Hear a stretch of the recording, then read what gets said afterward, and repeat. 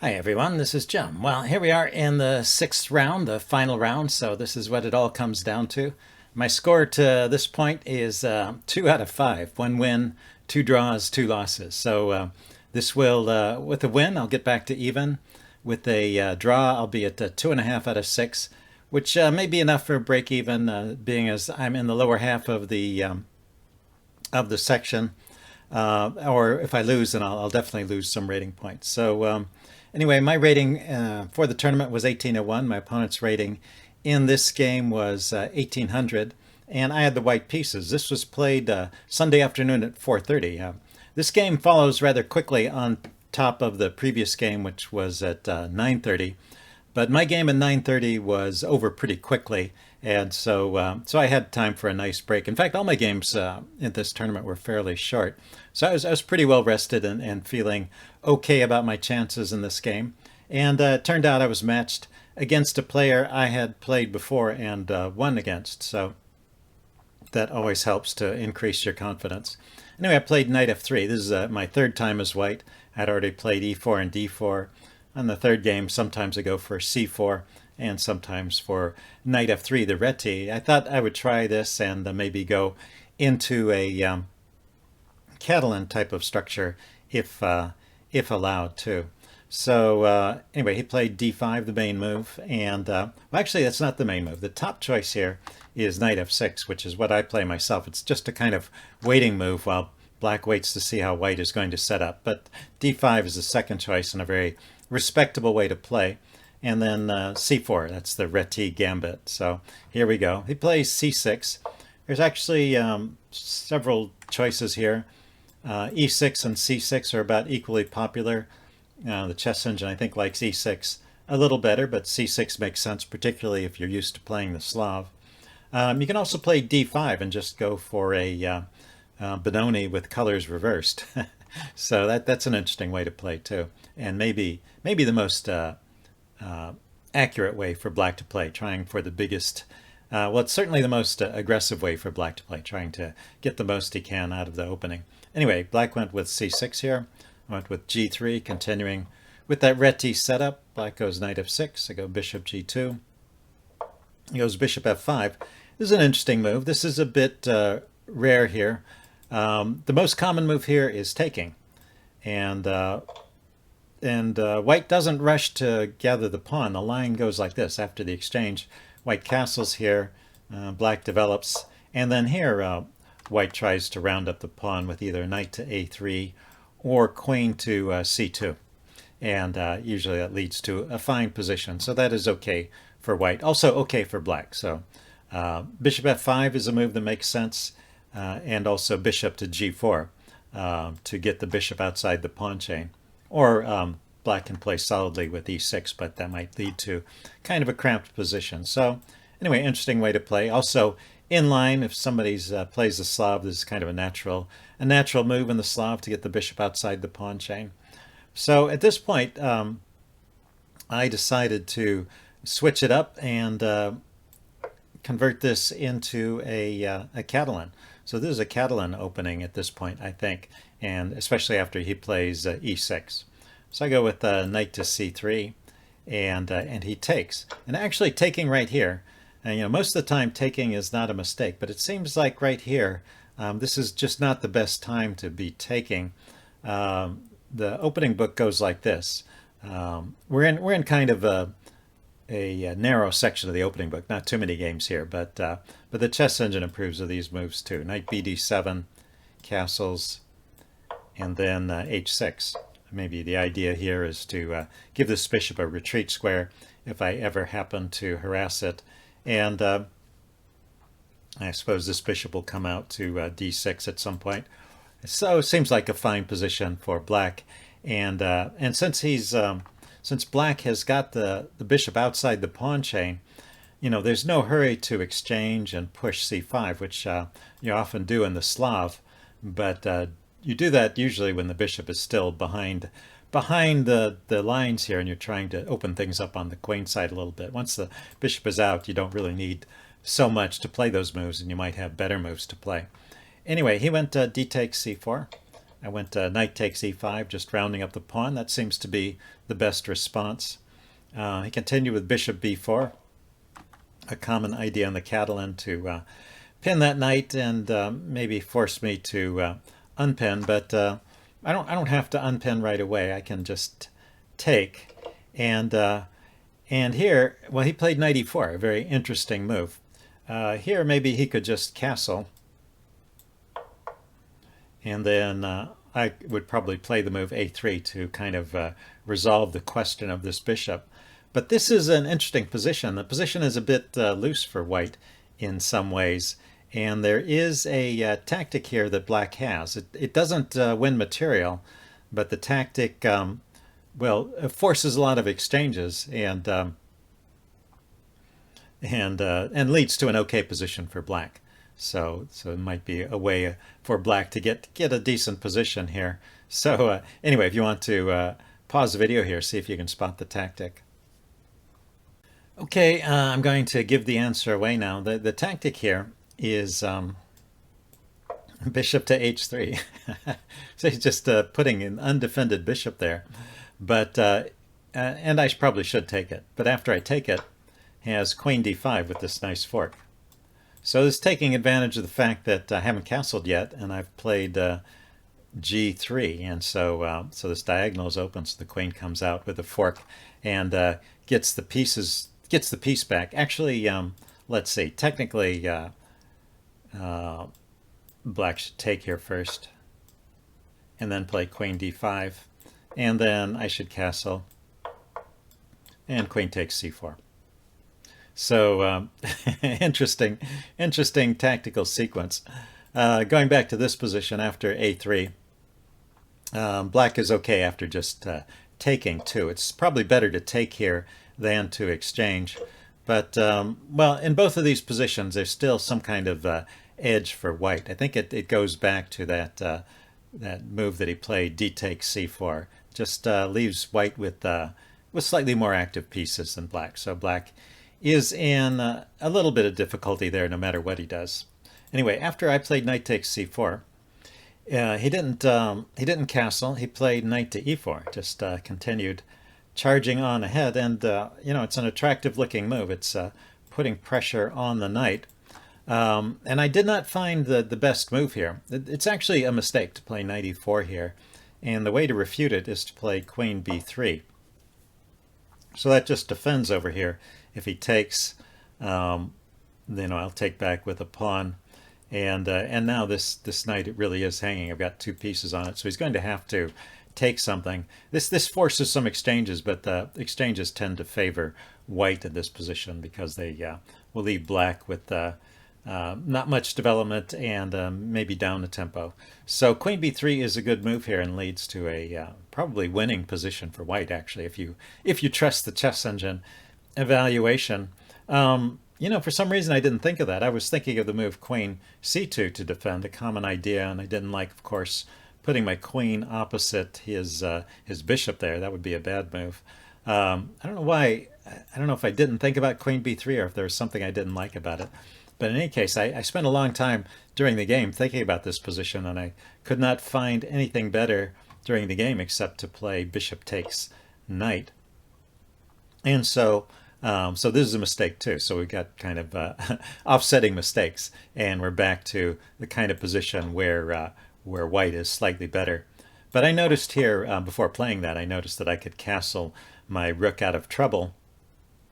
And after I castle, I've unpinned the knight, and this bishop is loose here, so black is forced to do something, and so I'll gain a tempo in a way. But black did gain the bishop pair. I was thinking that black had probably equalized with this move, but looking at the course of the game and also looking at this with a chess engine, it seems like white has still got that advantage, and that advantage seems to have persisted. So anyway, he decided to take here and leave his bishop actively placed on e4 there, and then he castled. So castling is a mistake. Yeah, so the best move here is bishop d5, and then I might drop the knight back. That's best according to the chess engine. Then c5 here, maybe bishop a3 and knight d7. And black is slowly unwinding. It's better for white. White has good active pieces. Black no longer has the bishop pair advantage and is a little bit lagging in development since he hasn't castled. But he's unwinding and should be a playable position. So that would have been the way for black to play here. Instead, he castled, and castling is an attractive move, but it has a tactical problem. So here's your second chance in this video. It's white's turn to move, and what is the best move for white? Okay, I'm giving the answer away now. The correct answer here is bishop to a3. And the point of this move is to force that rook back to this square where there's a fork. Knight to d6 forks the rook and the bishop, and so this if the rook moves, then the black loses a whole piece. So the correct answer is bishop to g6 here, and then white wins the exchange this way. He chose to give up the exchange a different way. He played bishop to d5, which actually the chess engine approves of. After bishop d5, then I take the exchange, but I have to give up my bishop this time, and well, he gets this knight, and I have to spend a move retreating my bishop. So that was the best way for black to play it. You know, trying to make the best he could out of his difficulties. It's interesting that this position here, where he castled, it's a pretty natural move because there is already this idea of the knight coming in here with check. For example, if black were to play a normal development move like knight to d7, then knight d6 check just wins a whole piece. So so black is a little bit has to be careful here in how he proceeds, and that's why that bishop d5 move is good. Well, first of all, it comes with a tempo on the knight. Secondly, it gets this bishop away from the fork so that the knight can be developed naturally. And so that's the solution here. So, but anyway, the game went castles, and I spotted this move.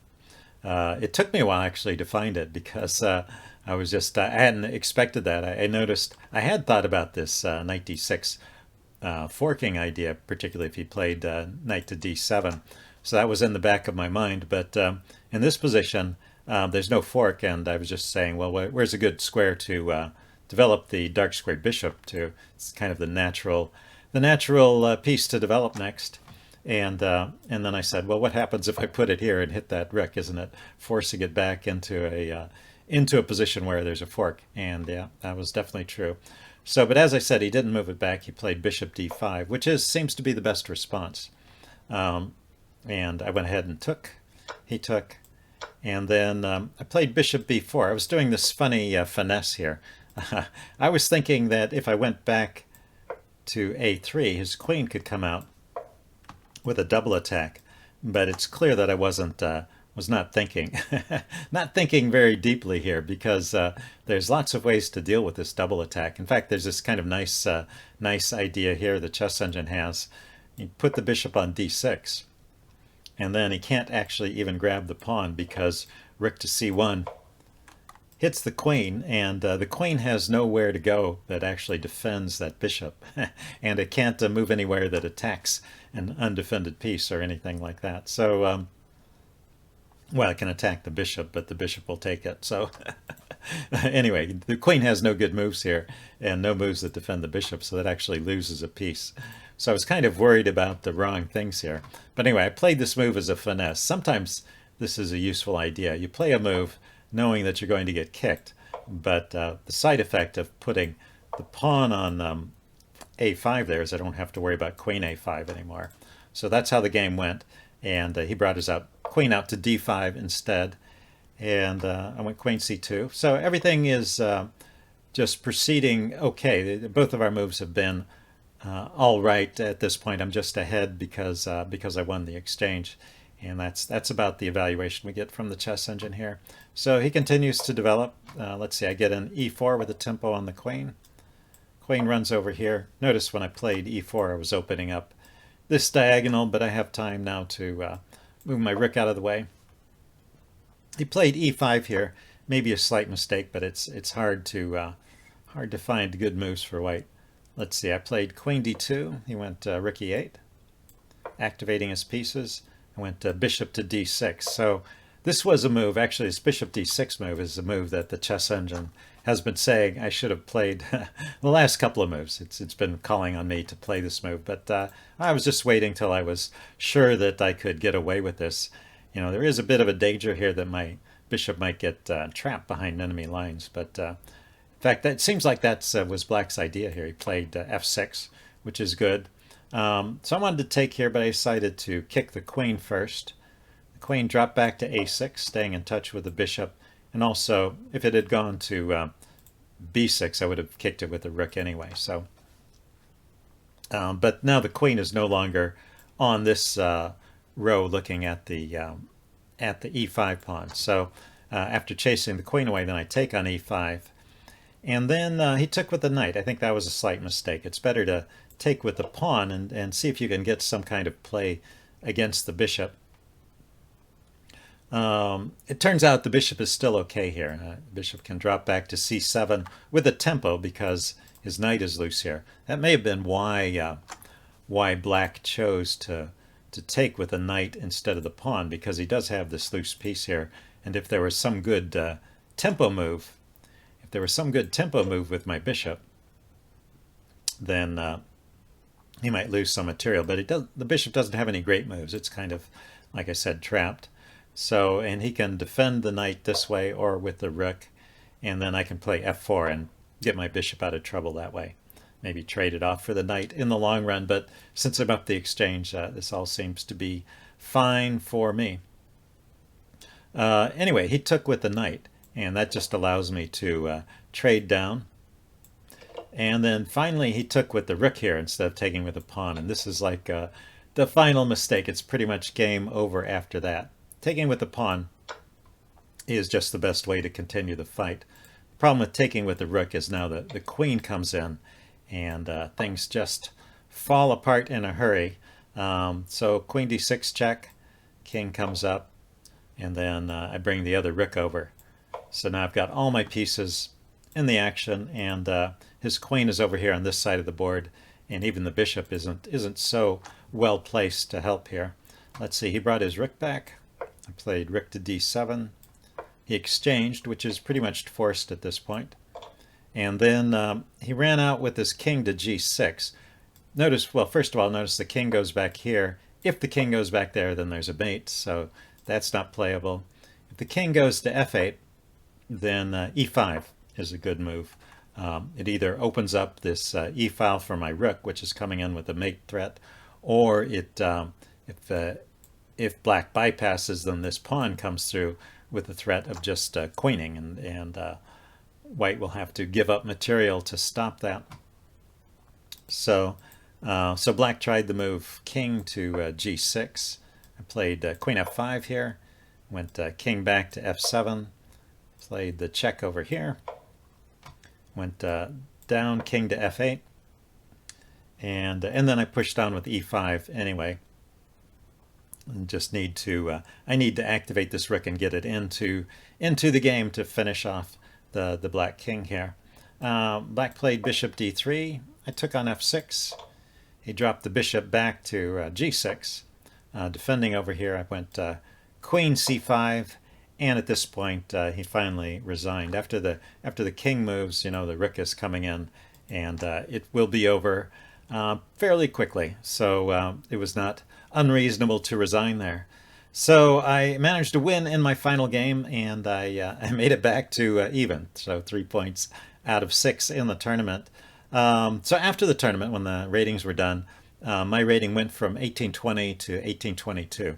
So the reason it was 1820 was, let's see, my rating for the tournament of 1801 was based on a published rating, and ratings are only published monthly. So my actual rating at the time of the tournament was 1820, and I just picked up a couple points, but of course it's better than losing points. So anyway, overall a good tournament for me. Had some ups and downs, but I had some nice games as well. I particularly liked that the 5th round game that I I lost, but I found a nice attacking idea with the sacrifice. You don't often get to play those kinds of games, so it was fun. Another thing about this tournament I should mention is that there are grandmasters there playing in the open section. The winners of the tournament, there was a tie for first place with Sergei Kudrin and Enrico Seviano tied for first place, first and second. And then they had 4.5 points out of 6. And then at 4 points, there was a number of players, including Alex Yermolinsky. So if you know Yermo, he was there. He also gave a lecture, although I think that was on Thursday, so I missed it. But that's part of the fun of these tournaments. Is there are these extra activities. I went there once at a time when Boris Spassky was going to these tournaments, and I listened to a lecture by him, and that was definitely worth the price of admission. So the extracurricular activities and the simuls can be fun as well. I played a simul once there, but I was so tired after that I never did that again. But going to the lectures and getting your games analyzed and stuff like that can be fun as well. So I plan to keep playing these tournaments. Hope you guys enjoyed this series of videos, and I will see you again soon. Bye.